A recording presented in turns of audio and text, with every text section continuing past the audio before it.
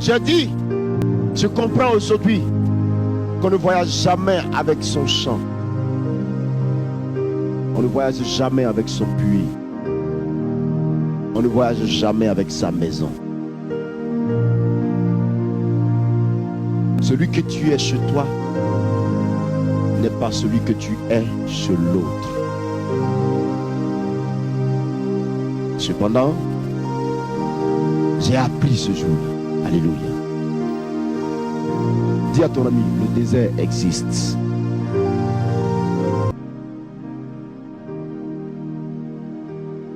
Beaucoup disent non. Quand je n'étais pas chrétien, j'avais tout marché pour moi. Maintenant que je suis venu dans le Seigneur, ça ne marche pas. Je touche ici, c'est ceci, ça suffit comme ça. Non, je ne veux plus être chrétien. Si tu ne veux plus continuer à marcher avec Jésus, où veux-tu aller et avoir une meilleure vie? Le monde lui-même court. Le monde cherche à fuir. Beaucoup cherchent, ne trouvent pas. Ils cherchent la solution, ils ne la trouvent pas. Toi, tu l'as trouvée. Au lieu d'amortir le coup du désert, tu veux retourner. Vas-y. Mais tu partiras.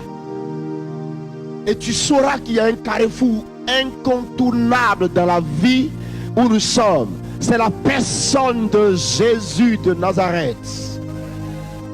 Incontournable. Incontournable. Dans le ciel, il est. Sur la terre, il est. Il est l'épicentre de la vie. Tout passe par lui. Le désert. Dis à ton ami, le désert.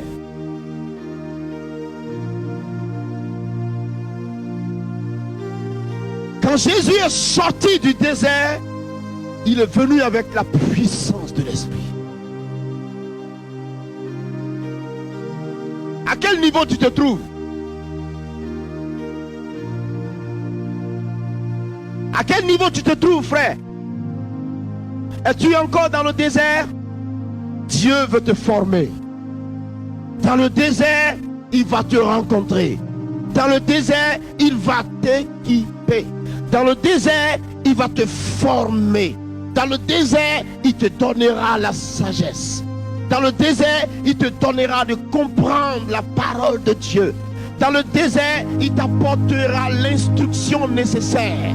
Dans le désert, tu apprendras à le connaître.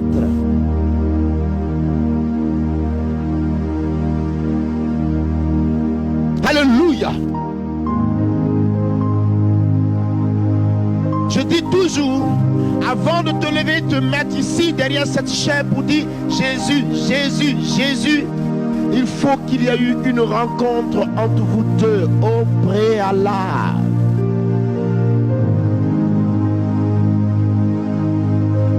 Et ta vie derrière la chaise, sinon ta vie aujourd'hui sera le résultat de cette rencontre. Est-ce qu'il t'a touché? Est-ce que tu l'as vu? Est-ce que tu as la révélation de la personne de Jésus? C'est très important, frère. Parce que si tu n'as pas la révélation de Jésus par rapport à ta vie, la révélation de Dieu par rapport à ton ministère, la révélation de Dieu par rapport à ton être et à ta vie chrétienne, tu marcheras sans vision. Tu marcheras et tu seras tous les jours dans le désert. Il tourne. Il tourne. Il tourne. Et il pense qu'il a déjà fait trop de kilomètres. Alors que c'est dans le même cercle qu'il est toujours. Israël a fait 40 ans au lieu de 40 jours. Ils sont partis, revenus, ils ont tourné, ils sont retournés. Ils ont pirouetté, revenus. 40 ans, frère. Accepte le désert.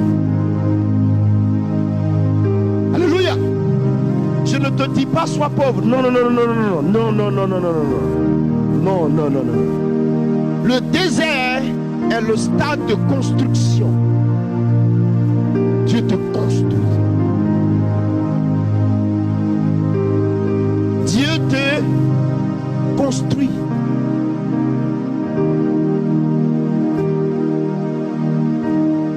Je suis passé par là. Alléluia. Et quand je suis sorti du désert, j'ai vu la puissance de Dieu sur ma vie. Et elle ne s'est jamais arrêtée jusqu'aujourd'hui. J'ai vu. Quand Jésus est sorti du désert, la Bible dit qu'il est revenu du désert revêtu de la puissance de l'Esprit. Il le faut, frère.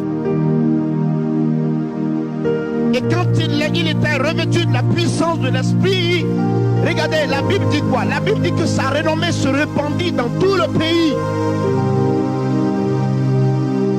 Très souvent, vous cherchez le secret.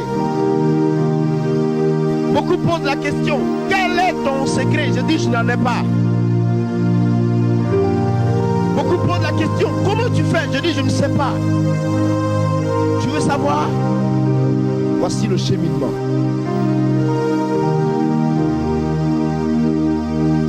Alléluia. Beaucoup sont découragés. Quel malheur. Quel malheur. Alors que Dieu est en train de te fonder. Tu n'as pas mangé hier parce que Dieu te construit. Tu n'as pas mangé avant-hier parce que Dieu bâtit en toi quelque chose. Dieu sait ce qu'il fait. Et Dieu sait le chemin qu'il a tracé devant toi. Dieu sait à quoi il veut te faire aboutir. Il est préférable qu'aujourd'hui tu pleures et que demain tu ris, frère. Alléluia. Il est sorti du désert revêtu de la puissance d'en haut. Tout le monde dit, je veux la puissance du Saint-Esprit. Seigneur, utilise-moi. Utilise-moi. Mais ils ne sont pas prêts à payer le prix de l'usage de Dieu. Et tant que tu n'acceptes pas ça, tu ne connaîtras pas une grande percée selon Dieu. Écoute, dans le désert, Dieu tuera ta chair. Dans le désert, Dieu t'apportera le manquement qui est en toi. Il va combler le vide. Dans le désert, Dieu va étancher ta soif. Dans le désert, Dieu va te donner juste ce qu'il faut. Dans le désert, il va façonner ton caractère. Dans le désert, il va te construire. Il va faire de toi l'homme selon son cœur.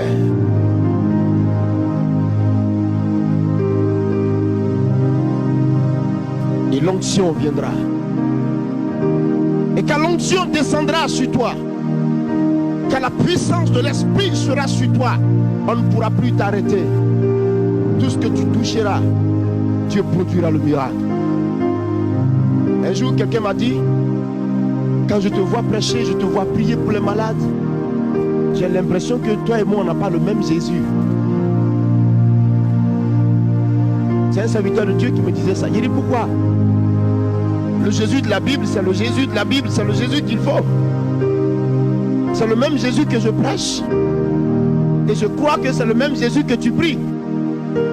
Mais il dit oui, c'est vrai, mais de la façon dont il fait avec toi, j'ai l'impression que je suis passé, je suis allé dans le décor. Parce que je n'ai jamais vu Dieu répondre à une prière instantanément. Où tu dis Seigneur, viens, et puis il vient en même temps. Pourquoi on l'appelle, il met du temps, et toi tu l'appelles, il répond sur place. Pourquoi? J'ai l'impression que ce n'est pas le même Jésus.